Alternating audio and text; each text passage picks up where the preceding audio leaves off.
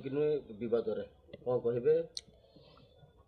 कान्हा भाई बोधे मोटू बड़ हम कि सान हम मुझे जानी नहीं मुझे खाली एति कहबी तुम अभिनेता तुम अभिनय सुंदर तुम अभिनय माध्यम लोक मनोरंजन कर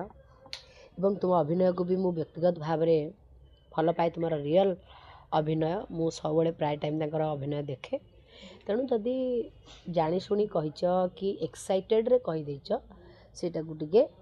कहवा बंद कर दियो गोटे किन्नर संप्रदाय उपरे तांको गोटे कष्ट आसूची आमे काहाको कष्ट देकी आमे गोटे डायलॉग कहिके आमे काहेकि माने पब्लिसिटी नवा किसी आवश्यक नहीं ता माने आमर किसी क्वालिटी नहीं आमे कलाकार आमर किसी क्वालिटी नहीं आमे काहाको छका कहबा काहाको हिंजरा कहले जे आमे हाईलाइट हो जावा सेटा नुहे से तांकर भूल को संशोधन करे बोली मोर आशा और विश्वास आ मु कहबी जे काहाको क्षमा मागी देला हमर आमे छोट हो जबानी से माने होचनी त्रिभुवनिंग शिव आ पार्वती तेणु तांको जदि आम द्वारा भूल होची आमे तांको क्षमा ए सब भाषा गुडी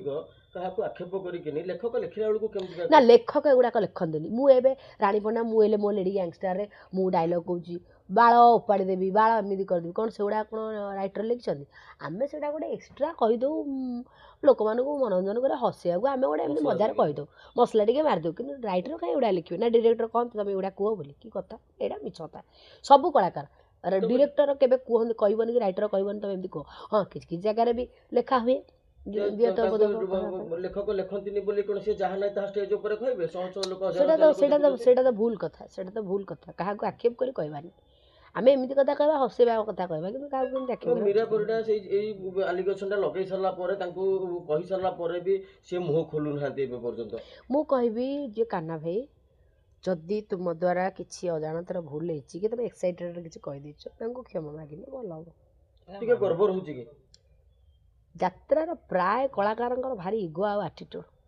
सेटा जो दिन जीव समते आहरी सम्मान कर कलाकार ना कहीं उत्तर आम खोजले तो अनेक आमको मिले कि आम एत आड़क जाना बुझेले मीरा माँ को देखु आपड़ जानी जितेबले काली पूरा रागिकी पूरा निआ बाण हो जाती एकमात्र लोक होती किए कल शिव बुझे पारे सेमिति मु गोटे एग्जांपल देली तेणु गोटे माँ रागिची माने तार संतान ही बुझे पार आ गोटे संतान रागिची माने माँ ही बुझे पार झील बोली कहते सी मत झीर मान्यता भी देते कथा रखिले निहाती भाव में मुझे कलाकार पेट पाटना कथा माँ रागटा को टिके कंट्रोल कर एवं तुमर पदे कथा तुमर किछि उग्र कार्यक्रम पाई बोली मालिक उपर प्रेसर हम कमिटी उपर प्रेसर हम कलाकार टे ये आम फास्ट टाइम दबा वार्निंग दबा तापर जो से भूल करेंगे आम मंच पर चढ़ा पिटा पकड़ पूरा किन्नर समाज निहाती भाव में मु तो मत भी तो खराब लगुच केमती खराब लगे से मैंने सी पुणी ऑल ओवर ओडिशा एत किन्नर होती मेन मुंडी गोटे कलाकार रखिंट किन्नर मु पुणी कलाकार टे रखी मु कही न था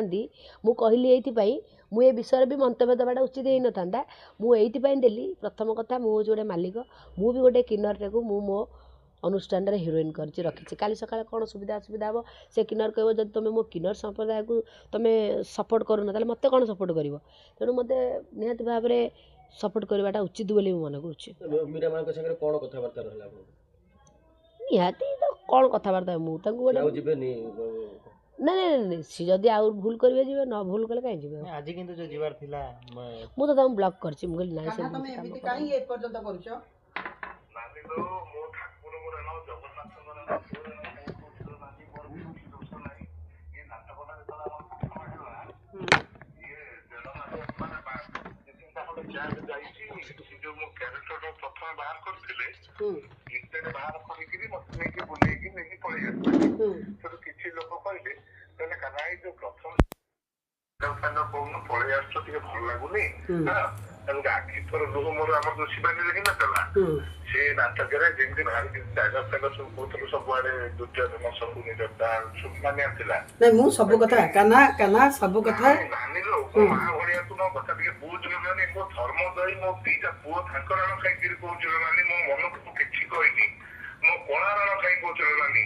ଆଉ ମୁଁ ଆପଣମାନଙ୍କୁ ସମ୍ମାନ ଦିଏ, ଆପଣମାନେ ଆଶୀର୍ବାଦ ଦେଲେ ଆମେ ଆଗକୁ ଯାଉ। ଯା ଭଗବାନ ତତେ ମଙ୍ଗଳ କରନ୍ତୁ ଆଉ ଦିନେ ହିଞ୍ଜଡ଼ାଙ୍କୁ ଏମିତି କରିବୁ ନାହିଁ। ନାନୀଲୋ ମୋ ପୁଅଙ୍କ ନାମ କାହିଁ କହୁଥିଲ ନାନୀ? ହଉ ଠିକ ଅଛି। ସାର୍ କଣ ଦୀପକ ସାର୍ ଆଜି ଛୁଆମୁଳା ହେଇଯାଉଛନ୍ତି, ମୁଁ ଗୁରୁ ନିନ୍ଦା କରି ନଟି ଯାଆନ୍ତି। ମୁଁ ଆଜି ଏତିକି କହିବି ଜାଣି, ମୁଁ ତାପରେ ସାର୍ଙ୍କୁ କହିଲି, ମୁଁ କହିଲି ସାର୍ ସେ ପ୍ରଥମ ସିନ୍ କଟେ ଡାଇଲଗ ଫାଇଲଗ ଦେଇକିରି ମତେ କହିଲେ ମତେ ଗୋଟେ କଥା କହ କାହ୍ନା, ଏ କିନ୍ନର ମାନଙ୍କର ଯାତ୍ରା, ତାଙ୍କ ଜୀବନ ଯାତ୍ରା ତମେ ସବୁ ଜାଣିଛ। ମୁଁ ଜାଣିନି କେତେ କଷ୍ଟ। କେତେ କଷ୍ଟ ବେଳେ ଶଳା ହିଞ୍ଜଡ଼ା ତୁ କିଛି ମାନେ କୋଉ ଭଳିଆ ମାନେ ସେ କଥା ମୋ କାନ ଫାଟି ଯାଉଛି। ମତେ ଶୁଣ, ଯଦି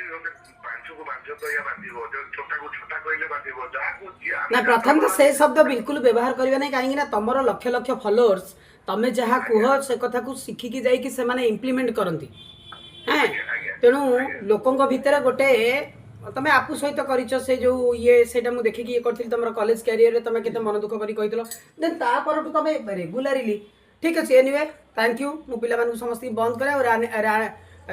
ଆଉ ରାଣୀ ପଣ୍ଡା ଆଉ ହୁର୍ସି ବାବୁଙ୍କୁ ଅନେକ ଅନେକ ଧନ୍ୟବାଦ ଦେବ, ତାଙ୍କ ଲାଗି ଏପର୍ଯ୍ୟନ୍ତ ମୁଁ ଅଟକିଥିଲି।